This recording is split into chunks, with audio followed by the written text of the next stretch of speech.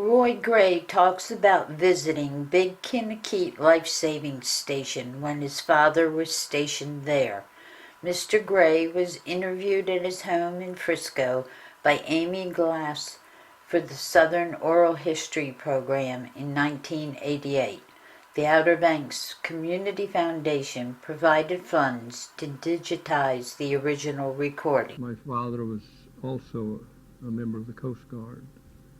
We served in the Coast Guard, I think, over 30 years, life-saving service. He was stationed at Big Kinnakeet.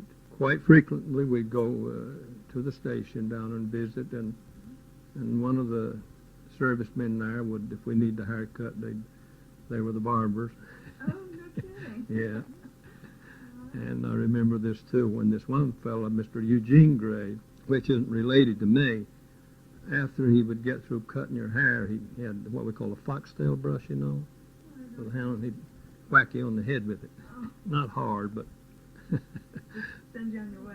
send you on your way.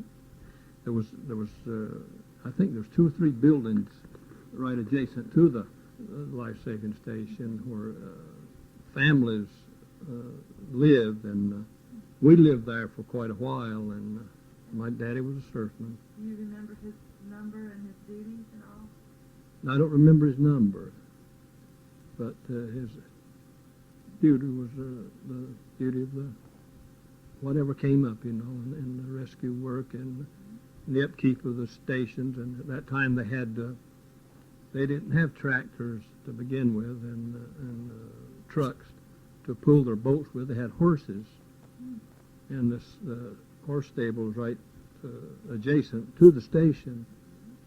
And we boys would, when we didn't have anything else much to do, we'd go down there and feed the sparrows, which were very numerous, because that's where they got their food from, was the corn and oats, and we'd sometimes we'd throw the corn at the birds, scatter it around, and probably some of the crewmen there come chase us off, but they never harmed us. Had 2 horses, and they're 2 tremendous horses.